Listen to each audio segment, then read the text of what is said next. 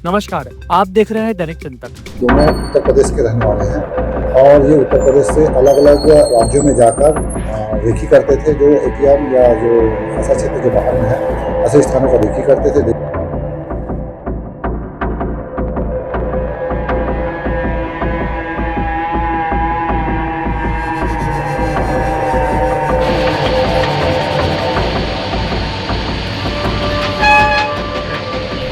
दुर्ग police को एक बड़ी सफलता हासिल हुई है। एक ऐसे गिरोह का पर्दाफाश दुर्ग पुलिस ने किया है जो कि सूने इलाके में एटीएम की रेकी करते थे और रेकी के बाद उस एटीएम को बड़े ही शातिर तरीके से चोरी करने का प्रयास करते थे, चोरी किया करते थे। कई मामले इन पर दर्ज है और इन आरोपियों को दुर्ग पुलिस जो है मध्य प्रदेश से गिरफ्तार करके लाई है।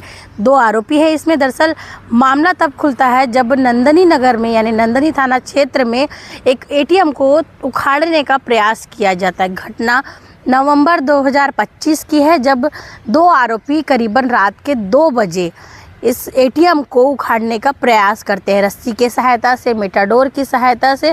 और जिस गाड़ी का उपयोग ये करते, ये गाड़ी गनियारी और मेडेसरा से चोरी कर लाई गई होती है और इसी गाड़ी और रस्सी की मदद से ननकट्टी के बस स्टेशन में जो एटीएम है उसे उखाड़ने का प्रयास किया जाता है। लेकिन हल्ला सुनकर आसपास के लोग जग जाते हैं और तभी ये आरोपी जो है डरकर वहाँ से भाग जाते हैं। तब से लेकर अब तक लगातार पुलिस इन आरोपियों की तलाश कर रही थी। तलाश के बाद ये जो दोनों आरोपी है ये मध्य प्रदेश से मिले हैं। एक आरोपी जिसका नाम आरिफ उर्फ बाटू है और दूसरा आरोपी एहसास उर्फ एहसान है।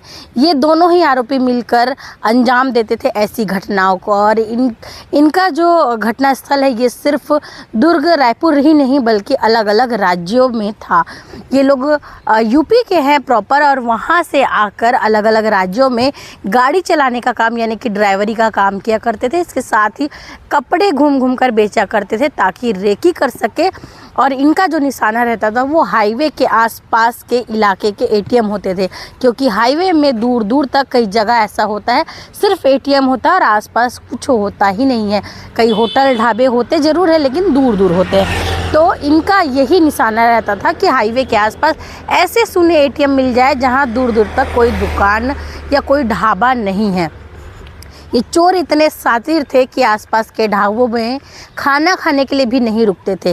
सिंगल जाते थे अगर इन्हें खाना खाना भी रहता था और अपनी पहचान छुपाने के लिए कामयाब हो जाते थे। जिस गाड़ी का ये उपयोग करते थे वो गाड़ी भी चोरी की होती थी और उन चोरी की गाड़ियों में नंबर प्लेट भी ये लोग बदल कर लगाते थे। साथ ही जो रास्तों में हाईवे में भी कहीं जगह सीसीटीवी फुटेज लगा होता है, सीसीटीवी कैमरे लगे रहते हैं, उससे भी बचने के लिए टोल प्लाजा में जो कैमरे लगे होते हैं उससे बचने के लिए ये लोग गूगल मैप का सहारा लेते थे और ऐसे रास्तों की खोज करते थे जहां पर से कैमरों से बचा जाए। जिन एटीएम में ये चोरी करते थे उस एटीएम के कैमरे में ये पेंट लगा देते थे, ग्रीस लगा देते थे ताकि कैमरा निष्क्रिय हो जाए और इनकी पहचान ना हो पाए। इन आरोपियों के खिलाफ अलग अलग राज्यों में भी मामला दर्ज होना पाया गया है। फिलहाल दुर्ग पुलिस के लिए काफ़ी बड़ी उपलब्धि है जो ऐसे शातिर चोरों को दुर्ग पुलिस ने गिरफ्तार किया है जो कि इस तरीके से तकनीकी को भी मात दिया करते थे।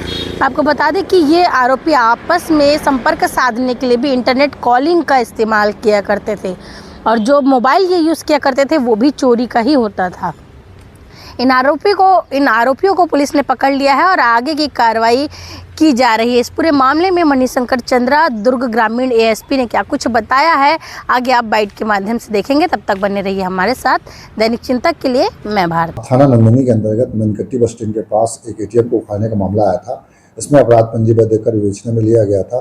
विवेचना में अलग अलग तथ्यों और अलग अलग टेक्निकल एनालिसिस के आधार पर जब आरोपियों की पहचान हुई तो पता चला कि आरोपी इसमें से 2 आरोपी पूर्व के किसी अपराध में कटनी जेल में बंद हैं, जहां से इनको हमने रिमांड प्राप्त कर यहाँ लेके आए थे। उनसे पूछताछ करने पर उन्होंने यह घटना को अंजाम देना स्वीकार किया है। नहीं, ये सिर्फ इनके द्वारा सिर्फ प्रयास किया गया था और इनके द्वारा अभी एटीएम को उखाड़ने में तोड़फोड़ के ही अपराध पंजीबद्ध किया गया था और क्योंकि वहाँ पे लोग जग गए थे जिसके कारण ये लोग ले जा नहीं पाए थे। पूछताछ में क्या बताया सर?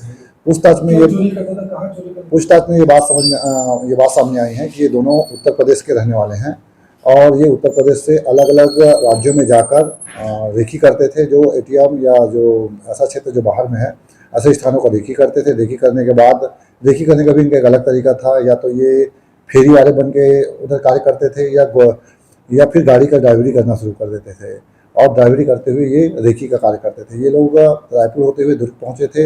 ये इधर फेरी वाले बनकर चारों तरफ एरिया में रेकी किए थे। भागने का जब रास्ता देखते थे, उसके बाद उसी क्षेत्र में गाड़ी चोरी करते थे। यहाँ भी इन्होंने एक मोटरसाइकिल को चोरी किया था पुलगांव थाना क्षेत्र से, और उसके आधार पर फिर ये चोरी करके फिर ये अपने क्षेत्र में वापस भाग जाते थे। धन्यवाद। आप देख रहे हैं दैनिक चिंतक। आगे की अपडेट के लिए बने रहे हमारे साथ। हमारे चैनल को लाइक, सब्सक्राइब और शेयर करना ना भूलें।